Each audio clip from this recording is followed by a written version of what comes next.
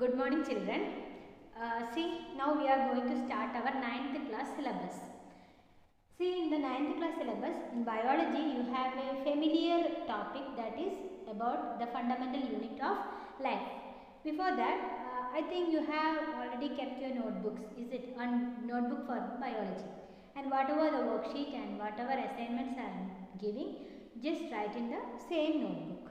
And you can send that worksheet after taking the photo. Okay, and see what is the unit, basic unit of all the living organisms? Yes, what is that? Cell. So cell is the basic unit of the living organisms. Have you seen cell?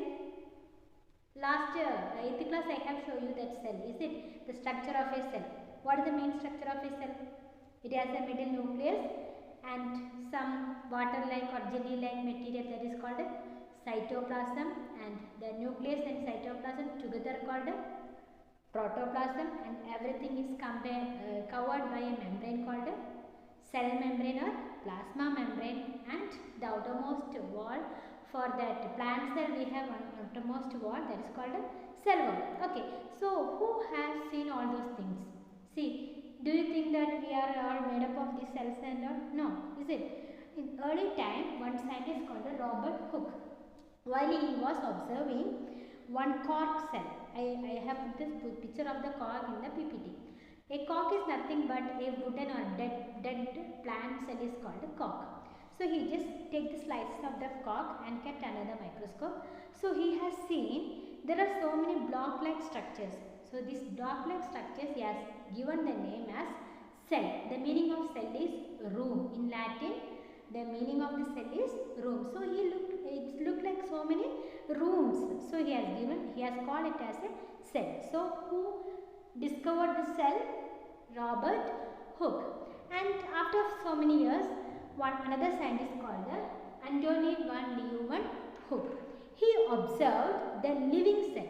He was observing under his own microscope the pond water. While observing the pond water, he has seen some structures with so many cells. That was an alga called Spirogyra. So he has seen the living cell first time by scientist Antony van Leeuwenhoek. And another one is called N. Grew. Another scientist is N. Grew. He only told that this cell only the basic unit of life. And next one is Robert Brown. Here he only given the name nucleus to the middle part of the cell. He saw one dark thing which is present in the middle of the cell. So he has given the name as nucleus. Nucleus means the brain or the main part of the cell. And next scientist is Purkinje. This Purkinje only told the entire content, the jelly-like substance what is inside the cell, that we can call as protoplasm. Okay. And next one, you know familiar it is Schleiden and Schwann. Do you remember those names? Schleiden and Schwann.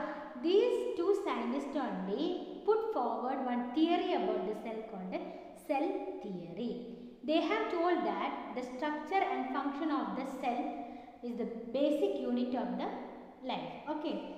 So these two scientists have put forward the cell theory, and among all the scientists, the discussions, everything has given one new cell theory, that's called modern cell theory. Before that, two more scientists, they are Rudolf Virchow. This Rudolf Virchow only told that a cell suddenly it can't come up. So a cell is formed from a pre-existing cell. Like from parents, the daughters are coming. The same way, a cell is formed from a pre-existing, or before one cell only, the new cells are formed. That is discovered by Rudolf Virchow and Knoll and Ruska. These scientists have given or designed one microscope called electron microscope. You know that cells are very small. You can't see with your naked eye. Only one cell you can see with the naked eye. What is that? Which cell it is? Yes, egg cell. Egg cell you can see with your naked eye. But the other cells you can't see with your naked eye. So to see or to observe very minute microorganisms, he has developed or designed one microscope that is called electron microscope. There are mainly three types of microscope: simple microscope, compound microscope and electron microscope. With the simple microscope, very little large size you can see. In that compound microscope, you can see little more clearly that cell parts and all you can see. And with the electron microscope, you can see more clear than these two microscopes. Okay, so you can watch the PPT about the microscopes. Okay, and next we are coming back about the cell theory. Cell theory, the modern cell theory contains 6 points. Okay, what are the 6 points? You know earlier, the first one is all living organisms are made up of cells. All plants, animals, everything is made up of cells. And all living things, whatever the function and whatever that chemical composition, what is cytoplasm and nucleus, all these are same in all the cells. All the cells are having the same chemical composition. And the third one is all cells are arising from a pre-existing cell. From before one cell only the new cells are coming. So and next is F. All the function. See, I am doing respiration, I am doing digestion. All this, whatever one organism is doing, everything is done by each cell of our body. So whatever the function of an organism, it is the combined function of all the cells in our body. That is the next point. And the last point is the structural and functional unit of life is cell. That means whatever we are doing, whatever an organism is doing is happening inside the cell. That's why called cell is the model of an organism. Okay, cell whatever doing, everything you can see in that organism also. So that is meant by structural and functional unit of a living thing is the cell. Next one is type of cells, and one I'll show you the microscope one. So this is the microscope is called what? Compound microscope. In the lab you have seen this compound microscope. See, and these are the parts of the microscope. Very clearly I have given in the PPT. You watch it. And next one is that cells are mainly two types. That also we have studied. Two types. One with some cells some cells that are very minute organisms, microorganisms. Inside that, the nucleus, you can't see the nucleus. If you see through the microscope, instead of the nucleus, you can see some thread-like structures. That's all, and some liquid here and there.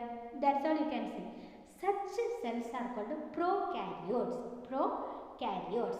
And some another cells are there. There will be definite nucleus. If you observe through microscope, best example, if you see that onion peel, I'll show you that.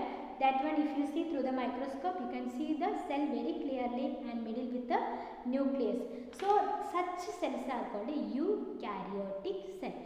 Most of the plants and animals and everything is what? Eukaryotic cell. And prokaryotic cell only present in bacteria and archaebacteria. Okay, so in these two only what? The type of prokaryotic cell, and rest of all are having what type of cell? Eukaryotic cell. That means they have a true nucleus. Okay, so I will show the pictures. See, prokaryotic and eukaryotic. See here in the prokaryotic, it is the structure of a bacteria. Outer there will be one capsule. One capsule means it will protect the bacteria from all that heat and any that adverse conditions. Everything is protected with the help of this capsule. And inside the capsule there will be membrane, and inside the membrane there will be inside the capsule there will be cell wall. Inside the cell wall there is the membrane. And see this nucleus. You can't find out the nucleus. Instead of one thread-like structure, that is called the nucleoid. You can see one nucleoid there, and some finger-like structures, small projection, hair-like structures, that is called a pili. Pilis are this hair-like structure to attach the in somewhere. These pilis are helping for that bacteria, and flagellum helps to move. Okay, so this is the structure of a prokaryotic cell. That means a bacteria. Okay, and next, this is the cell of a eukaryotic cell. You can see a definite nucleus in the middle, and see so many cell organelles are there, with membrane bound organelles are there. But ribosomes are present both in the prokaryote and eukaryote. But in eukaryote, other than ribosomes, there are so many cell organelles you have studied in 8th standard. So we are going to learn that in detail in the coming days. Okay, so many cell organelles you can see in the eukaryotic cell. Next, the difference between prokaryote and eukaryote. First difference you see, which is small? Prokaryotic. So all the prokaryotic cell will be smaller than the eukaryotic cell. And next one is nucleoid. Prokaryote cell don't have a nucleus. Instead of nucleus, it is having thread-like chromosomes, and that is called a nucleoid. But instead of that, in eukaryotes, they have a nucleus. And next one, the chromosome will be single, but here there will be many chromosomes. And next one, see, nucleolus. Nucleolus is nothing but inside the nucleus one more small structure will be there, that is called a nucleolus. That is a RNA. RNA means like DNA, another material that is present inside the nucleus of a eukaryotic cell. But in the prokaryotic, even nucleus is not there. So that's why there is no nucleolus also. And next is the cell organelles, cell membrane like mitochondria, chloroplast. These all organelles are present only in eukaryotic cell, but in prokaryotic cells no cell organelles. And next one, the division. Mainly in the prokaryotic cell, the cell no need to divide for the growth. It is only for the reproduction. One bacteria want to become 2, 3 like that 4. They are doing the division called a fission. The name of it is fission and budding like yeast. They will do these two. But in the eukaryotic cells, you can see mitosis for the growth, and for the new cells, they are doing the division called a mitosis and a meiosis. This is a type of division you will learn in higher class. What is mitosis and what is meiosis? It is a type of division. One cell divide into 2 by dividing equally everything. That is called a mitosis. And next one is the difference between a nucleus, nucleoid and nucleolus. See, nucleus, it is with a nuclear membrane. Inside will be DNA, that chromatins, everything will be there. Nucleoid is no membrane, only that chromatin threads are there. That's called a nucleoid. And next, nucleolus is nothing but it is a nucleus, and inside the nucleus one part with the RNA material, that is called a nucleolus. So that is the difference between nucleolus, nucleus, nucleoid. Okay. So these are. And next one more thing.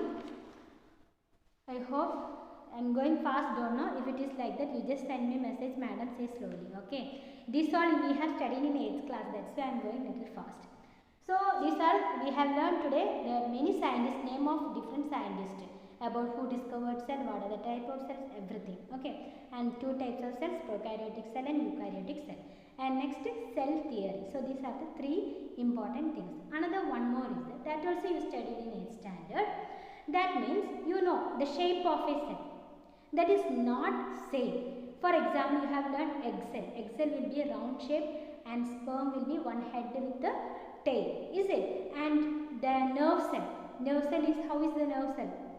With so many branches and one long thread like, that is called a nerve. Nerve cells are mainly to carry message.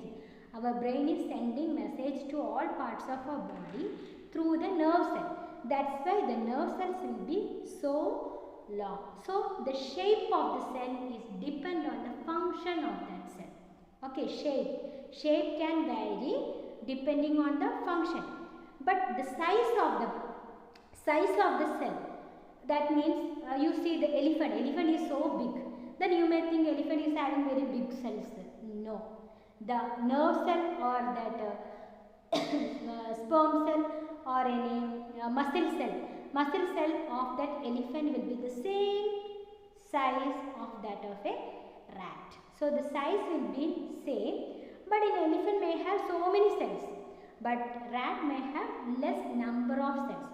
So number of cells may vary depend on the size of the organism, but the size of the cell does not change whether the organism is big or small. But shape will be, don't get confused, shape can change. Shape means spindle shape or rod shape, or it is like long, short, like that shape can be changed depend on the function. But size, that size means this much. The size of an egg cell will be same like that egg of an big organism. Okay. Then you may ask, ostrich is having very big egg. That is after laying only it is coming very big. Starting all the egg cells will be same. And next you see the muscle cells. Muscle cells of a rat will be the same like that muscle cells of a elephant. So these are only this session portion. So, and I am again saying, do the worksheet and write everything in your notebook, and when we are starting the class, that notebook should be with you. Okay, thank you.